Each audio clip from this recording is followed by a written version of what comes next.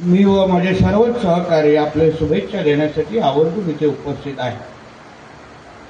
काही आठवड्या अगोदरच आमच्या गावकरजी आणि त्यांचे सगळे सहकारी त्यांनी येऊन या कार्यक्रमाचं आमंत्रण दिलं आणि या 3 तारखेमधून तुम्ही कुठल्याही तारखेला इथे उपस्थित राहावं अशी विनंती त्यांनी मला केली.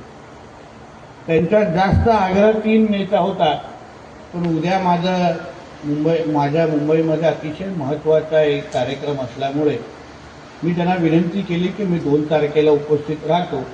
कारण का देवगडकरांनी मला कधी बोलवलं आणि मी आलो नाही असं कधीच 10 वर्षामध्ये झालेलं नाही.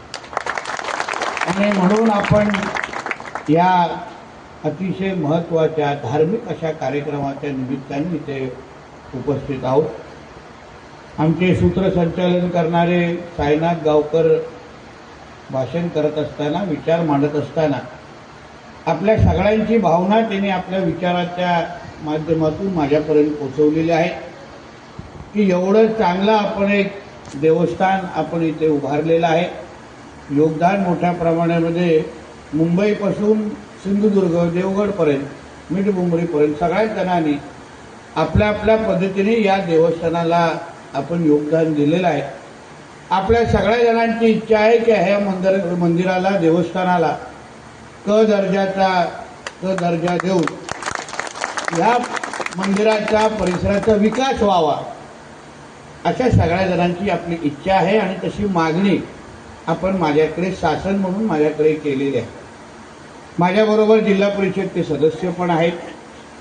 मी आपल्याला या निमित्ताने विश्वास देईन की आपण केलेल्या मागणीच्या अनुसार शासन दरबारी आपला लोकप्रतिनिधी, आपला प्रतिनिधी म्हणून आपल्या इच्छेनुसार जे काही आपल्याला या भागाच्या विकासासाठी जी काही मदत शासन म्हणून पाहिजे असेल ती निश्चित पद्धतीने आपल्याला केली जाईल हा विश्वास आहे.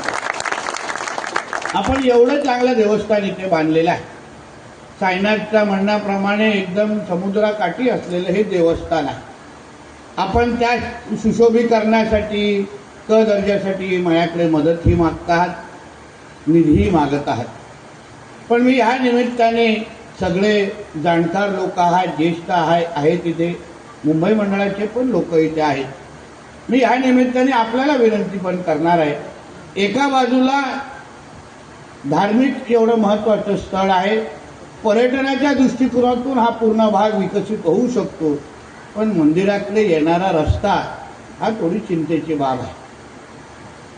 गाडीतल्या उतारल्यापासून इथे म्हणजे देवस्थानापर्यंत पोचेपर्यंत रस्ता बघितल्यानंतर मी पहिला प्रश्न आमच्या गावकरजींना विचारलं की हा रस्ता माझ्याकडून का करून घेतला नाही.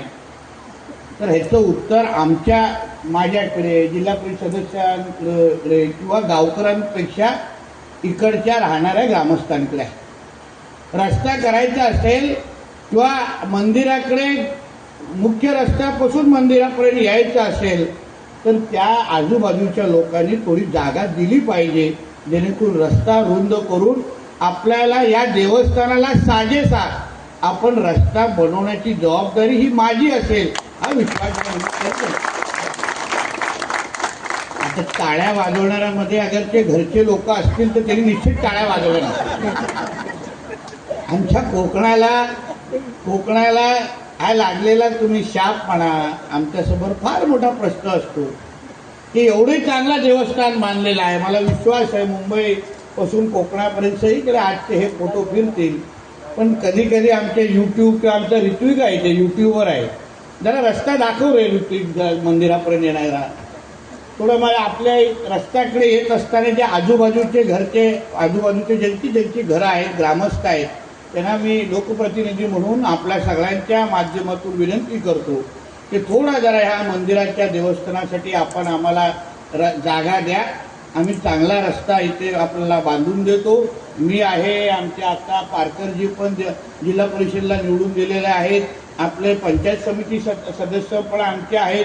सगळ्याचे सगळे आम्ही जबाबदारी घेतो की एक चांगला रस्ता इथपर्यंत आम्ही बनवून देतो, एवढी जबाबदारी मी ह्या निमित्ताने आपल्याकडून घेणार आहे. नाहीतर वर्ग दिल्यानंतर, सुशोभीकरणाला दिल्यानंतर आणि मंदिरापर्यंत येण्यासाठीच अगर आपल्याला त्रास होत असेल, गाडी पण साधं मुख्य इथून इथे आणू शकत नसू, तर नेमकं पर्यटन वाढणार कसं, भाविक इथपर्यंत येतील कसे, ह्या बाबतीमध्ये आता जेव्हा मुंबईवरून आलात आहात, गावात देवस्थानाच्या निमित्ताने एकत्र आलात आहात, तर कुठेतरी अर्धा तास बसा आणि त्याच्यातून मार्ग काढून फक्त आम्हाला द्या, जेणेकरून कदाचित पुढच्या वर्षी जेव्हा तुम्ही परत एकदा ह्या वर्धापन दिवसाच्या निमित्ताने एवढ्या मोठ्या संख्येने जमाल, तेव्हा मुख्य रस्त्यातून तुम्हाला येण्याची संधी आम्ही तुम्हाला देऊ, हा विश्वास तुम्हाला मी आजच्या निमित्ताने देणार आहे.